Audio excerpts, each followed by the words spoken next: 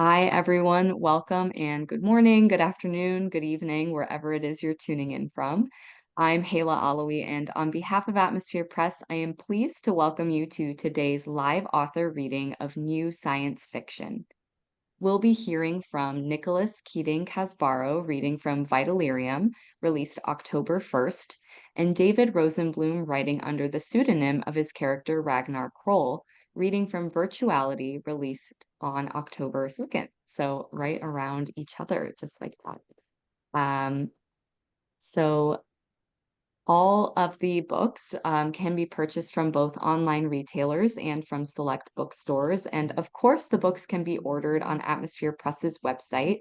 That's atmospherepress.com/books.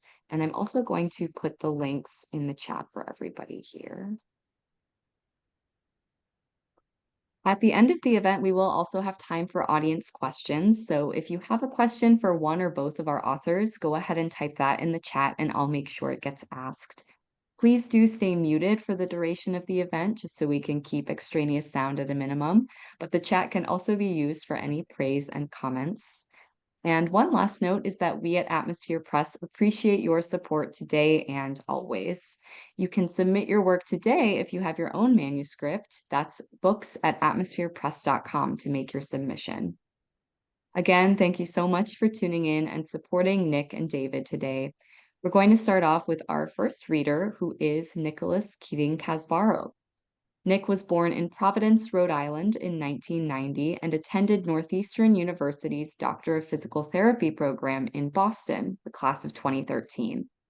Though he never practiced, he maintained his curiosity and love for the sciences. After college, he worked in the medical device field with a specialty in wound healing and burn treatment. In 2021, he joined a regenerative medicine company where he would spend 5 days a week on a plane, traveling to the country to work with burn surgeons and victims. While flying, he experienced a spark of inspiration and decided to follow the thread. Since childhood, he had a deep love for science fiction, growing to appreciate the greats in sci-fi like Aldous Huxley, George Orwell, Frank Herbert, Isaac Asimov, and many others. Nick used his time on countless flights to create the Vitalerium series and its universe, and the majority of the first Vitalerium novel was written at 36,000 feet. He has 6 books planned in the Vitalerium series and continues to craft the narrative of Roman Matthews. In Vitalerium, which we'll be hearing from today, it has been nearly 6 centuries since humanity's discovery of Vitalerium, which ushered in a golden age of space exploration and colonization.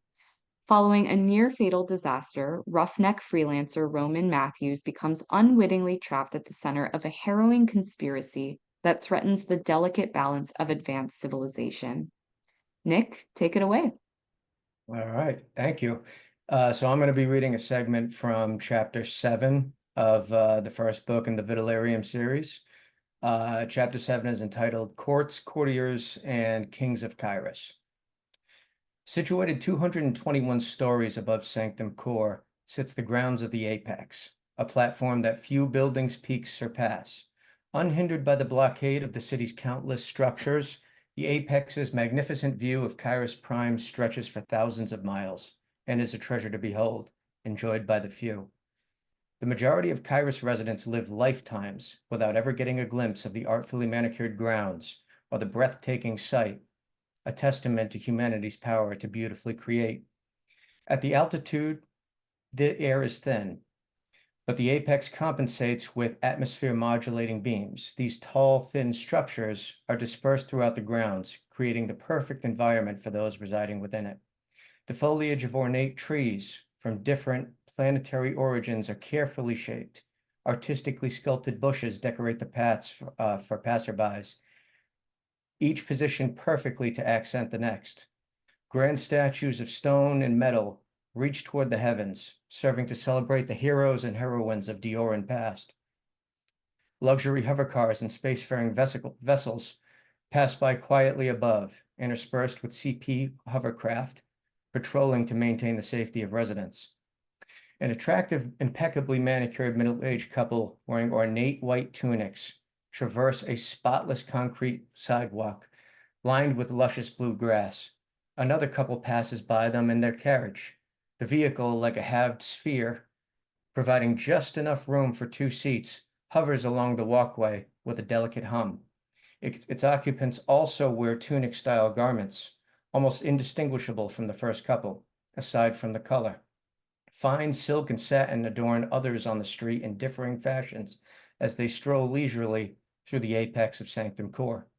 The apex's hyper-wealthy citizens gather in the sprawling park to socialize and gossip as their day begins. The chatter varies little. Most talk about their positive sentiments for the Coalition for Prosperity and excitement regarding recent initiatives that contributed to universal credits in their bank accounts. Others brush shoulders with representative members of the court, lobbying for changes in their favor and paying homage to their policymakers. Some even boast about their part in the passing of recent initiatives. The apex in general is the mecca of ever-evolving political discourse. As the couple continues walking, a glossy white sphere hovers toward them. It approaches with the quiet hum of automated grace and stops beside them. At the sight of the hovering orb, the two turn toward it and stand still.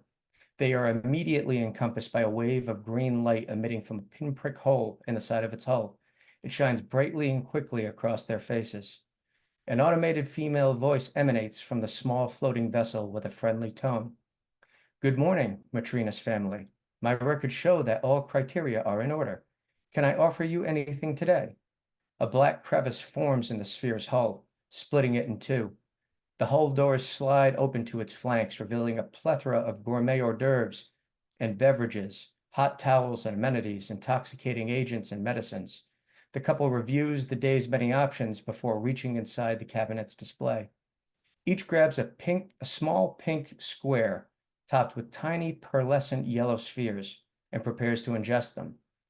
You've chosen imchifish pate garnished with Frisian roe, a delicacy imported from Portia Quixote, well known for their oceanic cuisine.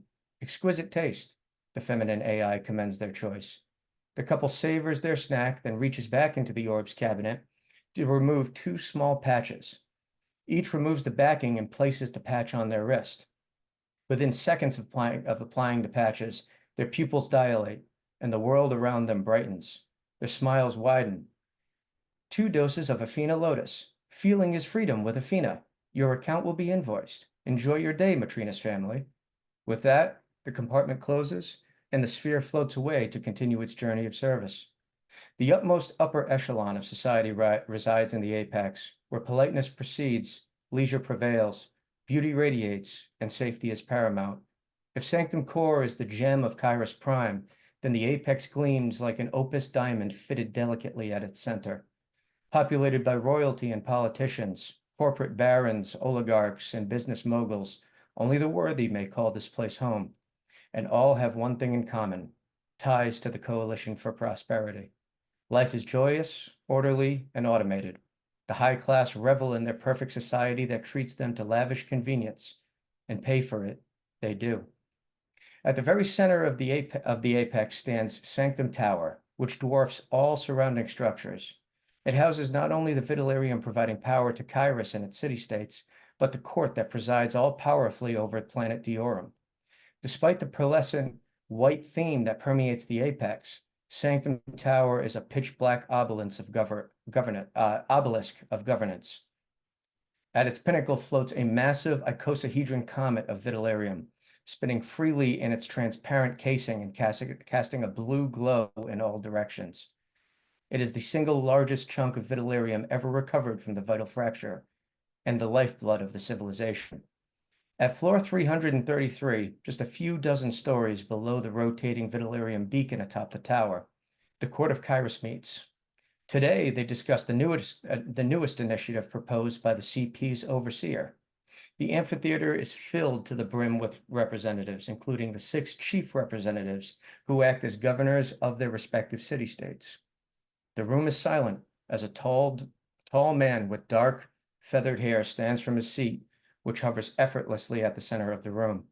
His steps echo off the marble walls as he approaches the metallic podium. Placing his hands on the gold-laden surface before him, he browses the hundreds of faces that stare back at him. An aura of confidence exudes from his presence as he addresses the court. "The last governor to speak on the item at hand, Initiative 919, will be Chief Representative of Argos, Arpin Delgado. Chief Representative Delgado, you have the floor, says the man with a hint of disdain on his tongue before returning to his garish, floating throne. Arpin Delgado, a man of short stature, approaches the second podium at the base of the stage. With a loud thud, he drops his hollow screen onto its surface. Thank you, Honorable Overseer Aganon. I have no doubt that most of you in this courtroom see yourselves as the voice of all citizens residing in your respective city-states. Or at least it is my hope that this is how you view yourselves, because nothing could be closer to the truth. I myself hold a certain level of pride and respect for the weight of the responsibility that comes with holding an esteemed position in this court. Although a certain amount of responsibility should always fall upon the individual to maintain or advance their position in life, we hold in our hands the ability to significantly improve the lives of all Diorans, both within the walls of our cities and beyond the barriers that divide us.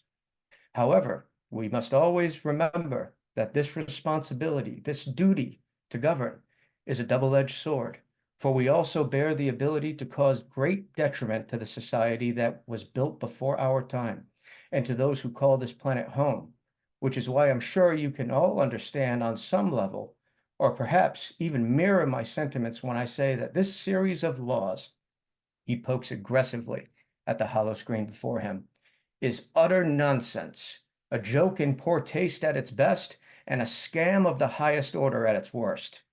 The crowd erupts with chatter over Arpin's remarks. The overseer presses a button on his chair, triggering a loud tone that chimes throughout the room. Slowly but surely, the chatter dissipates. Would you care to clarify, Arpin? Asks Overseer Agnon, who masks his anger in placidity.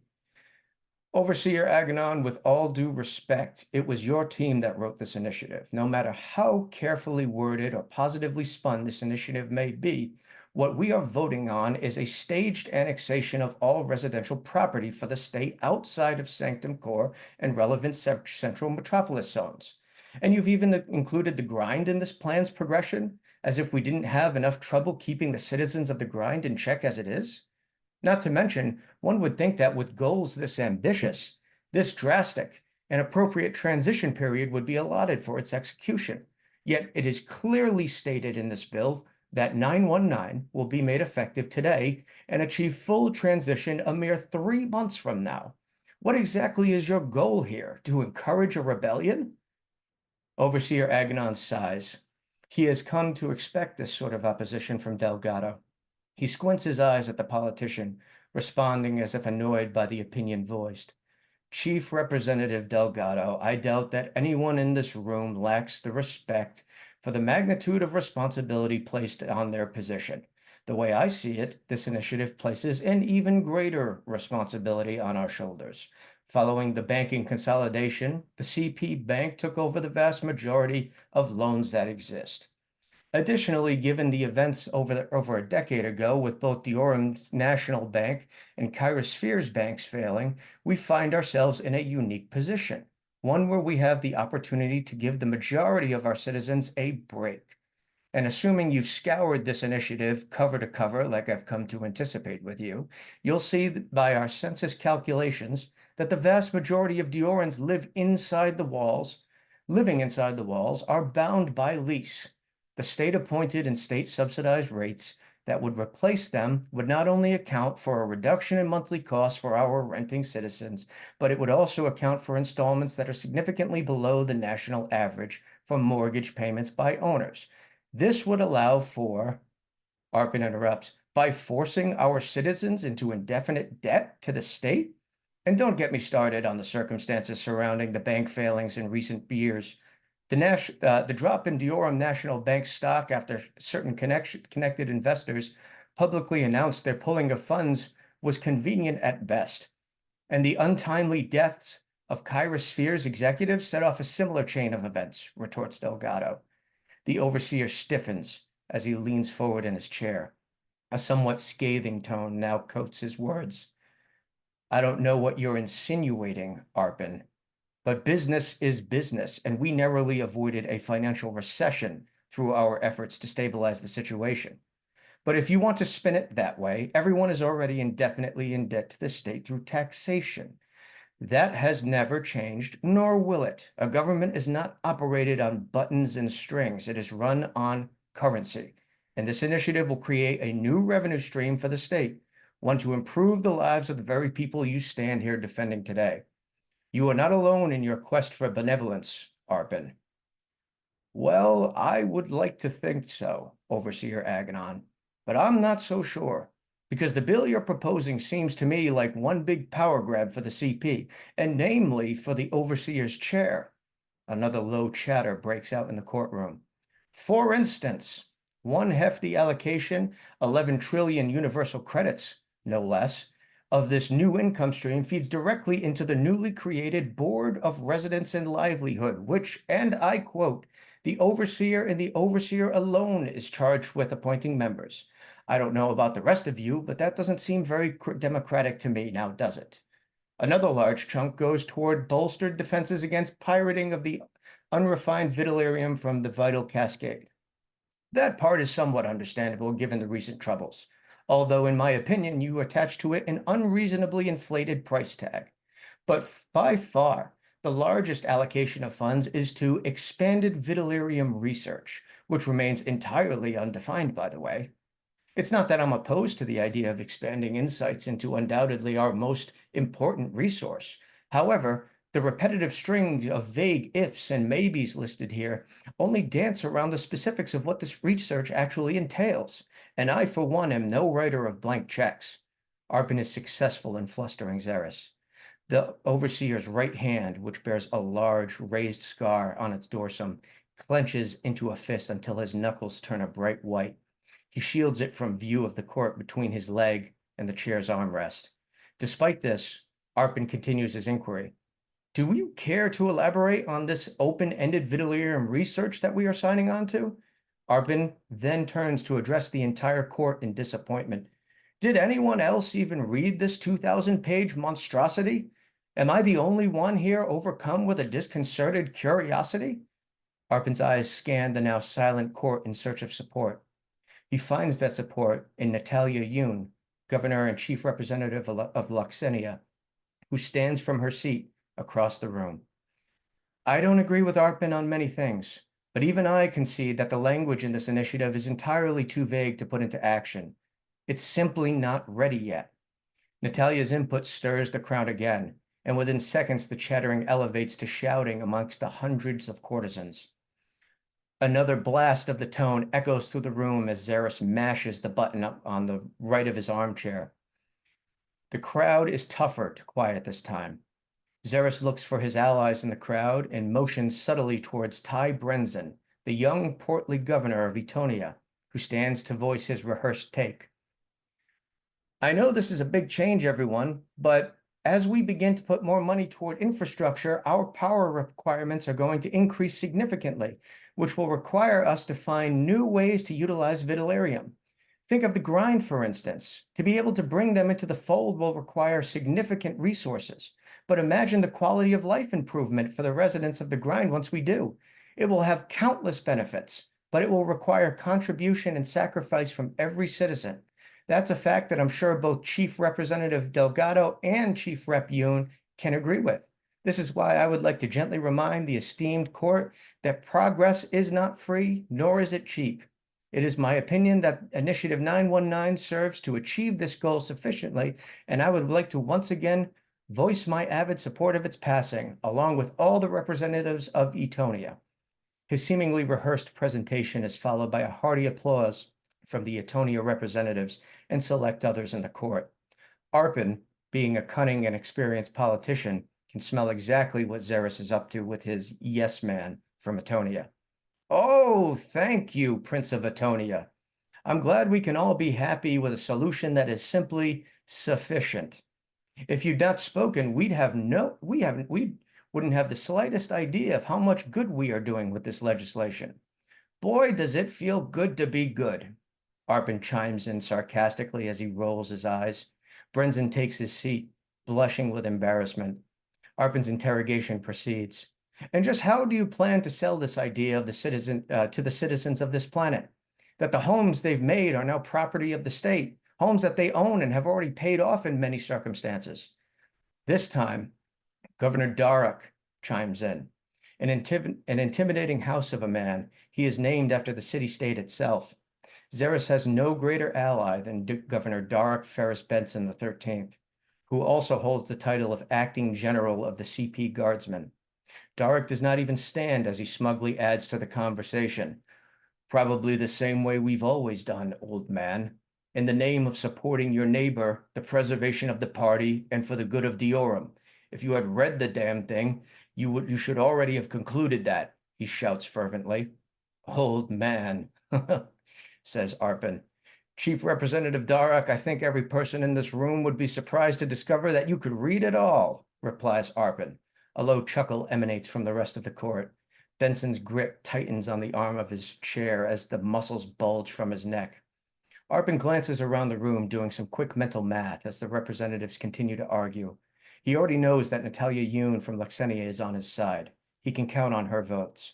Tomlin Cornathus of Talos, stubborn as a mule, sits silently grimacing amongst his representatives as words are exchanged around him.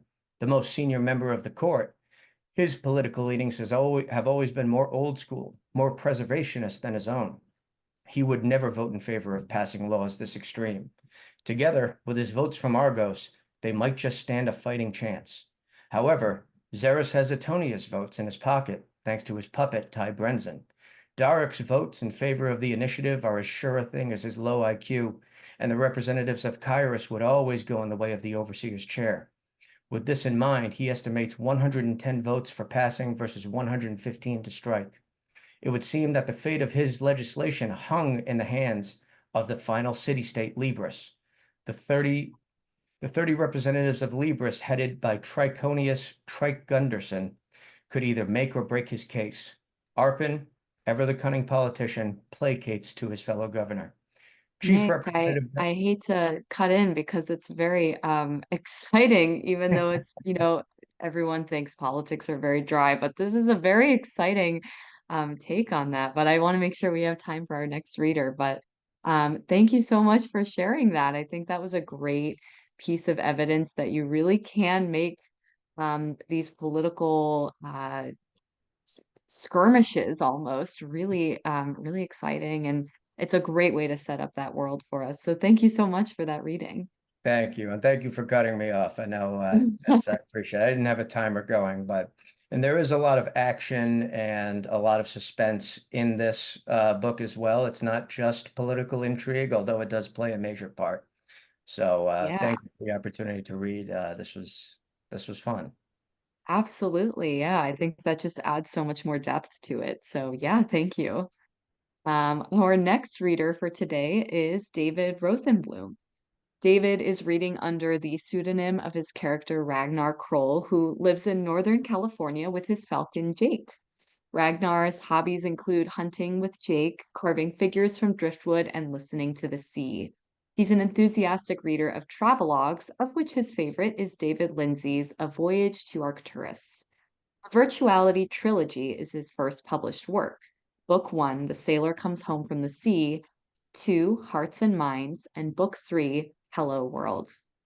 David Rosenblum has been active as a writer, musician, composer, and painter in New York since the late 70s, no wave period.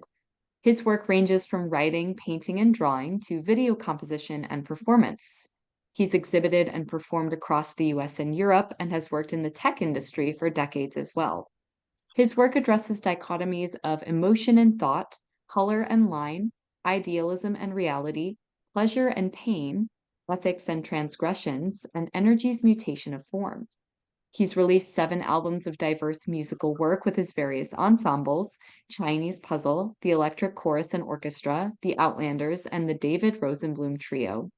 As a guitarist, he has performed, recorded, and/or toured with Glenn Branca, Rhys Catham, and Robin Crutchfield. While he's published a couple of short stories, Virtuality is his first novel, and Book 2 is due for release after the new year.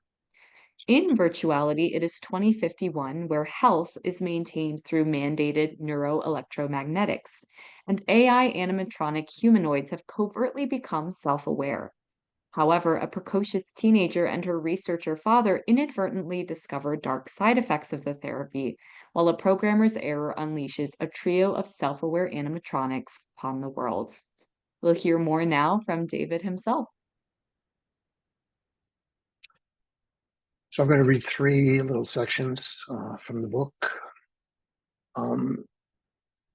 And virtuality, rather than being written, is described as being received by its author, Ragnar Kroll, in a fit of automatic writing. And in this first section, he describes or confesses his experience. He mentions Jake, who is his pet falcon. It was early fall. I had returned from a walk along the beach at dusk, my usual habit when weather permits. I had taken Jake hunting in the morning, so I was alone. As I often feel on such walks, the ocean and the cliffs seem pregnant with meaning, a meaning just beyond the grasp of human capacity. I felt how small we are in the great scheme of things, and was daunted by the thought of simply how long these cliffs had existed. My body felt fragile and transitory, a bag of fluid and nerves wired together in an extraordinary complexity. Think what you will. I'm just telling you what happened. Back at the cabin, I was seated at my table. My pad and pen lay before me, and I just finished the first cup of coffee, placing the mug alongside the pad. It was then that it happened. I felt seized by an overwhelming magnetic force. My body stiffened head to toe. I felt in the throes of some kind of seizure or stroke. I lost consciousness. When I came to, I found the room still barely light. But after a stunned moment, I realized it wasn't the barely light of dusk, as it had been when I had sat down. It was dawn. And the pad before me was filled with page after page of writing. Puzzlement and fear passed through me as I sat immobile in my chair. And then I read. And it was as new to me as it will be to you, dear reader. Of that I have no doubt. And so it began. This, the uninvited seizure, the unconsciousness, the pages of writing, recurred day after day without warning, sometimes several days in a row, sometimes after a gap of days, even weeks. And despite the bizarre nature of the experience, I settled into it. Strangely, I felt physically rejuvenated from the episodes, and I became caught up in the story, as if it were a penny paper serial from the time of Dickens or Conan Doyle. I hated and feared the transports, but I wanted to know what happened next. After 7 months, it was over. It stopped as abruptly as it had begun. As of this writing, that was over 3 years ago. Now, as I sit at the table, its dark, grained wood so dear to me, time written on its face, may I extend a branch of civility, even camaraderie, human fellow-feeling. I am not a Diogenes, a recluse embittered by the world. I am simply a person, like yourself. It is awe-inspiring to understand that these words, which I now write, will reach you across time and space, regardless of how much of either. And we, you and I, have the same struggles, the same impossible dance of discord and harmony, of dark and light. After all, is this not what it is to be human? In this next section, one of the central technologies in this imaginary future world is the discovery of directed neuroplasticity. The fact that the brain is highly flexible and could be affected by applications of subtle electromagnetic force. This led to two ubiquitous practices: directed neuroplasticity therapy or DNT, which reordered and harmonized the human system, and directed neuroplasticity entertainment, the packaging and transmission of human experience by electromagnetic induction, so that, for example, one could experience a terrifying and thrilling bungee jump while sitting essentially asleep in a treatment chair. The family of technologists, Sam Pilgrim and his wife, Robin Arziana Pilgrim, and their two precocious daughters are central characters in the story. Robin is a doctor who applies directed neuroplasticity therapy. In this scene, she is talking to the parents of Poplar, a psychically precocious preteen, after having had a bewildering session in which Poplar's scans are extraordinarily anomalous and where the corrective therapy was impossibly somehow reversed. Robin sat with Poplar's parents. She wasn't quite sure how to say this. In fact, she wasn't quite sure what the scan results meant, which was a new experience for her. 7 anomalies? For her patient population, the average was 2. She reversed course, deciding to ask questions first. Has Poplar displayed any unusual behaviors at home? Kenji Astra shifted in his seat. His wife, Sarah, glanced at him and took control. Oh, nothing unusual, she said, attempting to sound cheerful. Robin didn't need the scanner to read Sarah Astra, who was clearly frightened. Any hobbies? Robin asked. She had mastered the art of putting her patients at ease, of drawing them out. She's so nice, thought Sarah, looking at Robin. I bet she doesn't have children. Oh, a few interests, nothing special. Kenji felt like he might explode. He didn't know if all the IIHD offices were wired with real-time scanning, but he had heard the rumors. If they were true, Dr. Pilgrim would already know. But she didn't seem to notice anything and kept talking with Sarah. So the rumors are false, he decided. I see that her workload has been lightened this year. Was that by request? It was Sarah's turn to panic. She sucked her lip in. Kenji knew he had to step in. Oh, we discussed it with her lead teacher, Dr. Pilgrim. It was a mutual decision. He attempted a smile and felt sure that Dr. Pilgrim saw straight through him into the heart of darkness that was his parental fear. But the doctor's expression did not change. Wow, thought Robin. Maybe my own family issues are not that bad after all. She glimpsed the Astra's future and felt compassion. Robin spoke calmly. Mr. and Mrs. Astra, there are aspects of Poplar's scan that are indicators for corrective therapy. Poplar is obviously a very bright girl. As I can see from the school's report, she's a bit unusual in terms of typical behavior for girls her age. Kenji tried and failed to suppress the image of Poplar staring into space as if no one was there that day when they were first called to the school. A tiny sob broke through Sarah's resolve. Robin decided it was best to ignore it. Seeing that the Astras were unprepared for what was to come, she decided to take the personal approach. She put down her template and regarded them, in turn, sympathetically. You know, I have daughters of my own, she confided. Sarah was visibly shocked. She stared at Robin openly. Smiling at Sarah, Robin continued. Girls, as you know, operate on higher frequencies than boys. I'm sure you recall that from the standard program. My daughters, too, have manifested indicators on occasion. Robin could see that both parents were stunned by this revelation. A revelation that was, in fact, not technically true. But the palpable relief on Sarah's face and the unveiled astonishment on Kenji's confirmed Robin's choice of technique in this case. They'd be open now. She had learned to apply lying just as much as she had learned to apply compresses. Just another tool of the trade, appropriate for specific conditions.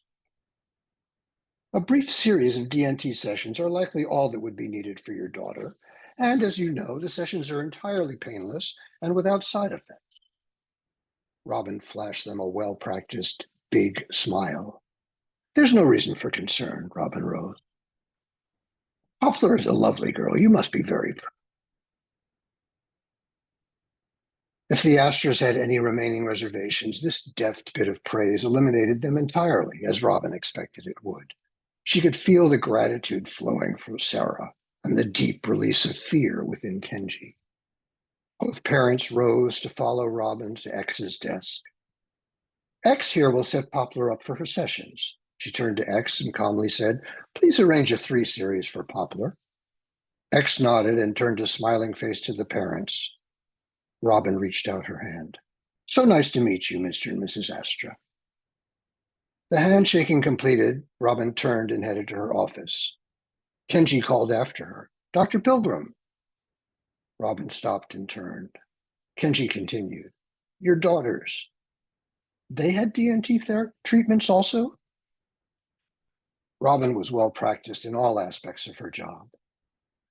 A DNT series is undertaken whenever indicators are present. She smiled and continued to her office. Kenji was attempting to parse her answer when X cheerily called, shall we, Mr. and Mrs. Astra? Kenji turned, glancing at his wife. She appeared to have had a heavy burden lifted from her. He breathed a sigh of relief. Yes, of course, he said to X. They were now on a treadmill that they would not be able to get off of. Both Robin and X knew. Sarah and Kenji felt it too, without knowing exactly what it was that they were feeling. They imagined that they had avoided a darker fate, but in fact, they had merely accepted the fate that was inevitable. Poplar sat in the waiting room, staring into space. The last section I'm going to read here regards one of the primary characters, Simon Thor, who is the eccentric and monomaniacal director of the Illuminati Corporation, which has been raking in the dough with the DN entertainment, which is in fact an addicting entertainment. In this scene, he's attempting to scan the electromagnetics of a factory in which AI animatronics are inhabited in an attempt to steal the code. On the way, he passes a group of partials, people damaged by the early application of buggy DNT, who are engaging in mandated therapeutic theater, reenacting a historical protest from the transition. Have a good day, Mr. Sir, the elevator said cheerfully. Thor's irritation quotient was high. I'd already terminated you when I got on, you idiotic circuit cluster. Correction. Termination command was given at and applied to entry. Current condition, exit. Goddamn fuck. There was no point in replying, no point in being bothered, but Simon couldn't help himself. System command, shut down, Simon directed. Metallic asshole, he added under his breath. Credentials inaccessible and health unverified. Requesting agent identity cloaked, the elevator reported. Fuck it. No way it's worth uncloaking just to exact revenge on whatever version of artificial unintelligence he was talking with. Nothing was going to cause him to slip and expose his identity to the mappers. At full cloak, only law enforcement was permissioned to access ID, and he had no intention of triggering their interest. He walked on, leaving the friendly asshole elevator to its own devices, and strode out of the hotel. The artificial protesters were lounging around the hotel entrance, taking a break. A bunch of no-account vagrants, Thor logically assessed. He cast a disparaging look at the group as he passed and felt someone's attention beaming into him from behind. He turned and found himself the subject of the supervisor's steely glare. She lacked appreciation for his attitude, apparently. The soup was a tall, strong Nordic woman, quite beautiful, with a fierce demeanor. Blonde hair cascaded down alongside a muscular neck, broad shoulders. Rebecca was a brunette, and that wasn't going well. Maybe he should... Yo, the dude's completely cloaked. He turned back and traced the voice to a partial sprawled on the walkway. He, Thor assumed it was a he, had one eye sealed shut and a distorted expression fixed on his face like a severe stroke victim. Thor stared at him. It was impossible for the partial to see that he was cloaked. This was puzzling. Permissioned ID levels were detectable to the ubiquitous biorecognition mappers, not the human eye. The partial stared back. Impressive glow, dude, the partial said appreciatively. What the fuck is he talking about? Move along, please, Mr. Cloak, the soup said in a commanding, husky voice. Thor turned back to look at her again. She actually didn't seem very approachable at the moment, he observed, abandoning the fantasy. He turned and continued on his way. Happy trails, Cloaky, the partial called after him. And that's as much as I'm going to read from right now. Thank you so much, David. I love that you kind of jumped around a little bit and gave us these different senses of portions of the book. That was a really great way to get a really three-dimensional, well-rounded feeling. So yeah, thank you for that. Great. Yeah, at this Thank you. time, we do have time for our audience Q&A. So for anyone with a question for one or both authors, go ahead and type those in the chat and I'll make sure they get asked. This first question is for both authors. The question is, what was the world building process like for you? And did you have any particular inspirations? So I'm thinking we can go in reading order. So Nick, do you want to start us off with this one? Sure. So when I started writing this book, I kind of had an idea that I just decided to run with. And by the time I lifted my head from the keyboard after my first writing session, I was on chapter 4, and I realized I should probably start planning this out a little bit. And from there, I literally went back and just said, all right, how did we get here? How does everything come together? How are all of these characters made? What is and the more questions I asked, the more questions that kind of came up. And so it turned into this gigantic storyboard that I had in Excel that was about 40 tabs long. One for what do the planets look like? What do the governments on these planets look like? Because in the book, there are 7 colonized human planets at the time. What is the flora and fauna look like in these books? Who are the characters? What do they represent? What are the factions that are kind of warring in this world? And I had to. There's a religion that's in the book that I had to basically, project out about 600 years. So what does religion look like then? So I had to write out the tenets of the religion. And really, I took a lot of that. I took a lot of, I guess, the inspiration for that from current events now and from kind of, I guess,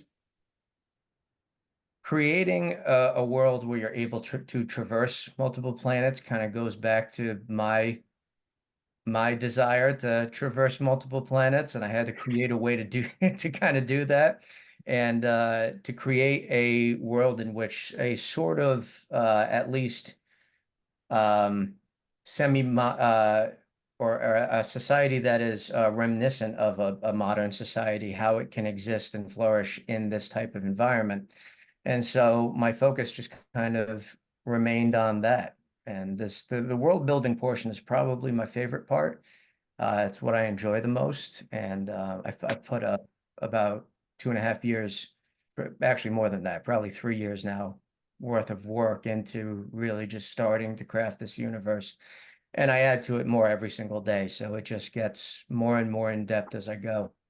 But yeah, I Yeah. wanted to maintain a little bit of an allegorical element to it by creating a world in which a sort of obviously technologically advanced, but kind of a modern society could exist.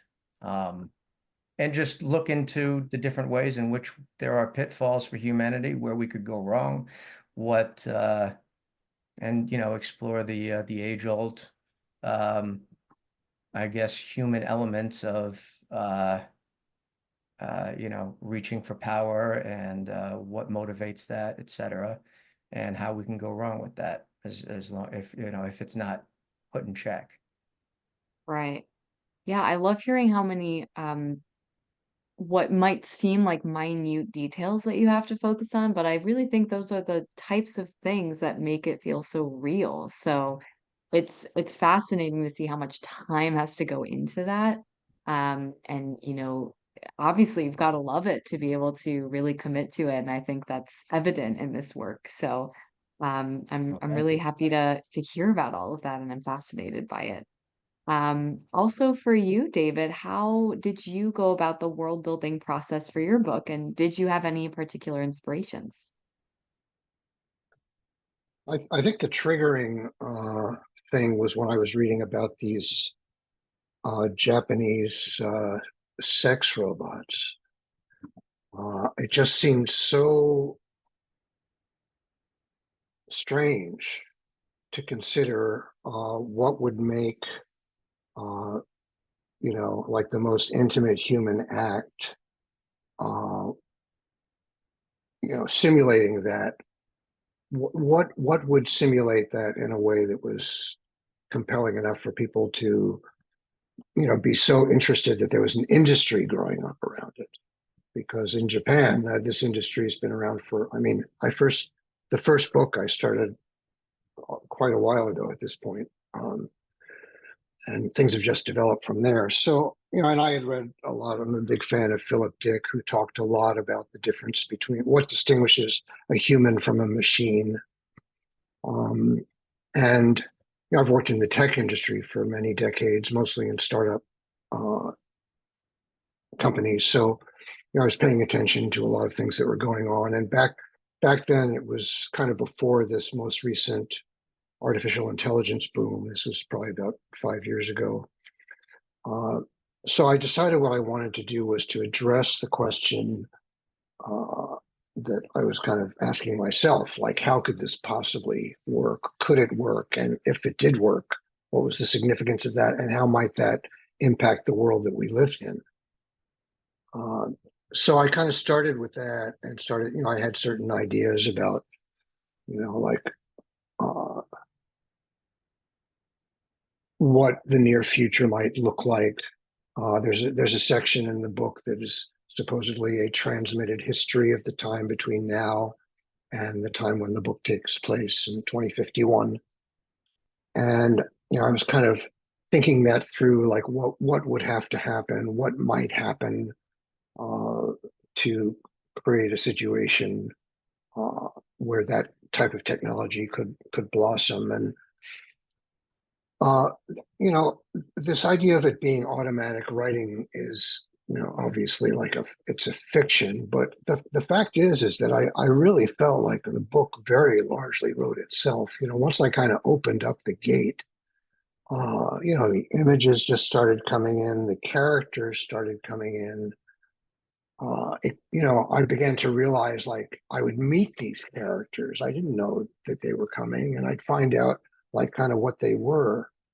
And so in that sense, I felt like it kind of existed, and I was just trying to uh, capture it, you know, and what that means, like how that works, I don't exactly know, but that's kind of what it felt like. And I think the world building was a combination of, okay, if you're going to build a stool, how many legs do you need? And then you certain structural things you need to put together for it to happen. So I needed to figure out how could there be like a mandated therapy that everybody went to. That obviously couldn't happen in our current world. So that kind of led to the idea of a unified world government and uh, kind of a neutralization of conflict by the ubiquity of the therapy.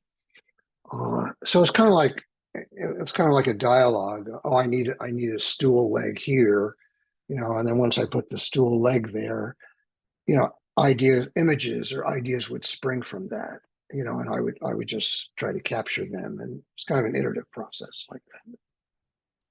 Yeah, I'm really fascinated to hear about the real world inspirations, and because they're so thought-provoking, right? So it's a natural step then to expanding on it in this medium. So yeah, thanks for sharing that process with us. We've got a question now. This is for Nick. Political intrigue sounds really difficult to write because there are so many threads to keep track of. How do you stay organized when you're doing that? Uh, it's a good question. A lot of referring back to notes and a lot of note taking and a lot of planning. So the way that I wrote this book, it's from the perspective of multiple characters. One of the characters is that character Arpin Delgado, as he kind of, I guess, traverses some of the changes that are happening on the planet and is trying to figure out the reasons why. Um, and then there are a number of characters that the book also follows in other chapters. And it is kind of in that multi-thread narrative type of I guess makeup, but really just a lot of planning and referring back to notes. Like I mentioned that storyboard that I have. I mean, if I were to actually take that out of Excel and, put it on the wall up here, it would look like I was a conspiracy theorist with, pins with red yarn going from picture to picture. And it is very complicated. So it just comes down to ensuring that I'm keeping in mind where we're going and keeping in mind I guess the personality of the person of the character that I'm following. And to help with that, because it is, you don't want something to be so plot focused that it becomes just this linear kind of progression that you're just watching things unfold from. You want it to be kind of uh you want to breathe life into the story. And so I actually crafted a number of the characters after people that I know in real life. Um, so people that, I have met who have inspired me in some way, very close friends of mine, people whose personalities I'm very familiar with, who I could follow and say, all right, what would that person do if given that information? Where is he going to go with that? And I found that to be very helpful with making sure that I knew who I was writing about, um, and how they would react to certain things that would happen in the book. I hope I answered that question all right, because that's I kind of went on a tangent there. Yeah, Um, I mean, I think the kind of character focus of it, again, it really comes back to how to make this feel real. So I think that's pretty indicative of some good attention and focus there. Because yeah, you want it to feel like actual people pushing and pulling. So I think that that makes total sense, and that does, I think, answer the question. and Um, I was gonna yeah. say the funny thing about it is the driving force behind all these things that are happening that I'm revealing kind of slowly over time is that there are some big shifts that are happening from some very influential people. And, throughout writing this book, I erred on the side of subtlety at first. And so that turned out, by the time I got to the editing portion of it, my editor was like, I think I see where you were going here, but you were almost too subtle. So you have to remember that as the author, you have all of the information. So even if something seems pretty overt to you in the writing, it may not to the reader. And so I had to, make sure that things that I was revealing were done so in a way like, oh, okay, that's important. Remember that. And that's been an interesting process for me because this is actually my debut novel. Um, Mhm. and I have a lot planned. So keeping everything in order is going to basically require a lot of good note keeping and continued attention to detail. Right. Yeah. I mean, I think it's going great so far. So I think it's an exciting portent of what's to come. We've got just one more question. This one's for David. Will the rest of your series be similarly inspired by real world phenomena, or will it be expanding on themes you've already started to dig into in the first book? So I guess essentially give us a sneak peek. Well, the second book is done. It's in production now, and it kind of extrapolates from the first book. Uh, it definitely mirrors some of what's going on in our world. It begins to stray into, Nick's political territory in the sense that there's a humans first movement that emerges in resistance to the intelligent animatronics. Um, I think it's basically, a combination of the two things. You have the world that exists and the characters that exist and the questions and conflicts that are present there. And so you kind of have to take that and to the next step, kind of walk through time with that and kind of see how that unfolds. But it's always informed by what's going on.